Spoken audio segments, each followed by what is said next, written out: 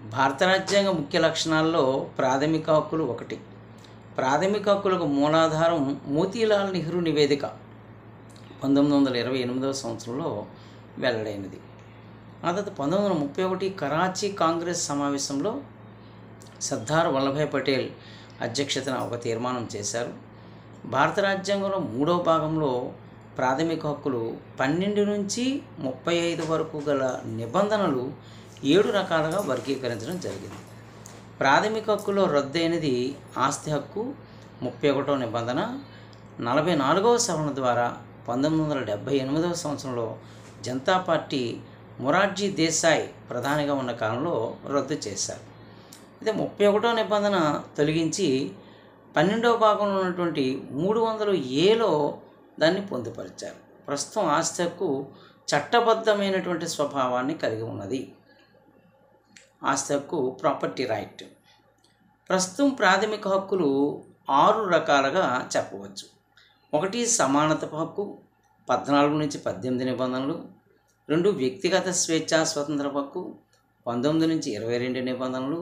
3 పీడనాన్ని దోపిడీ నిరోధించే హక్కు 23-24 నిబంధనలు. 4 మత స్వేచ్ఛా స్వతంత్ర హక్కు 25 నుంచి 28 నిబంధనలు. 5 అల్పసంఖ్యాకులు విద్యా సాంస్కృతిక పరిరక్షణ హక్కు, అంటే that mean go to that minorities protection, minority హక్కులు అని అంటారు. ఇది 29-30 నిబంధన. మరి ఆస్తి హక్కు రద్దు చేయడంతో 6వది రాజ్యాంగ పరిహారపు హక్కు 32వ నిబంధన వివరిస్తుంది.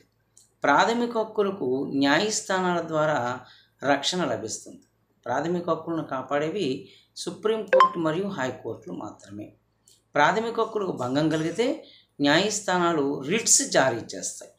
రిట్స్ అంటే ఆజ్ఞలు లేక ఆదేశాలు లేక ఉత్తర్వులు.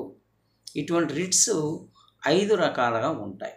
Habeas corpus writ, mandamus writ, quo warranto writ, prohibition writ, certiorari writ. ఈ 5 రకాలైన రిట్స్తో ప్రాథమిక హక్కులకు ఓ రకమైనటువంటి ప్రొటెక్షన్, భద్రత అనేటువంటిది చేకూరుతుంది. ప్రాథమిక హక్కుల యొక్క ముఖ్యమైన ఉద్దేశం వ్యక్తి సర్వత్రా అభివృద్ధి చెందడమే, ట్రై టు పర్సనాలిటీ డెవలప్మెంట్. ఈ ప్రాథమిక హక్కులు అనేటువంటివి అత్యవసర పరిస్థితి కాలంలో మాత్రమే రాష్ట్రపతి తాత్కాలికంగా ఆంక్షలు జారీ చేసే అవకాశం ఉంది. అత్యవసర పరిస్థితుల్లో కూడా రద్దు కానిటువంటి ప్రాథమిక హక్కుల్లో నిబంధనలు 20, 21. మిగతావన్నీ కూడా ఎమర్జెన్సీ టైంలో కొన్ని పరిమితులకు లోబడి ఉంటాయి. తాత్కాలికంగా రాష్ట్రపతి ఆంక్షలు విధిస్తూ ఉంటారు. మరి రాజ్యాంగ ముఖ్య లక్షణాల్లో ఆదేశక సూత్రాలు అనేటువంటిది ఒకటి.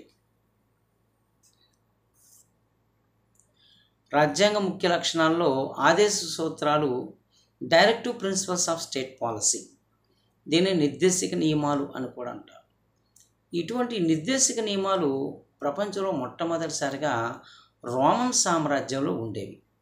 రాజ్యాంగరీత్యా స్పెయిన్ రాజ్యాంగంలో 1937లో పొందుపరిచారు. భారత రాజ్యాంగ నిర్మాతలు ఆదేశక సూత్రాలు అనేటువంటి ఒక భావాన్ని ఐరిష్ లేక ఐర్లాండ్ రాజ్యాంగం నుంచి స్వీకరించడం జరిగింది. దీని తరకు ముఖ్యమైన ఉద్దేశం సంక్షేమ రాజ్య స్థాపన లేక శ్రేయో రాజ్య స్థాపన.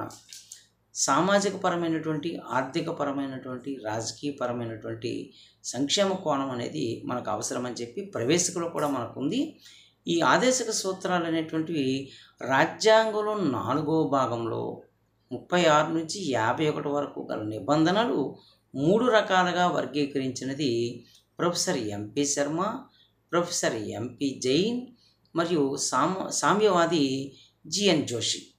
ఈ 3 రకాలు ఏంటంటే socialistic point of view principles, అంటే సామ్యవాద భావాలు 38, 39, 41, 42, 43 నిబంధనలు ఉంటాయి. గాంధీయన్ ప్రిన్సిపల్స్ అంటే గాంధేయ భావాలు, జై శ్రీమన్నారాయణ అగర్వాల్ యొక్క స్ఫూర్తి లేక ఆలోచనతో గాంధీ యొక్క ఆలోచనలు కూడా ఇందులో పొందుపరుస్తూ ఆర్టికల్ 40 40వ నిబంధన, 46, 47, 48, 49 నిబంధనలు స్పష్టం చేయడం జరిగింది.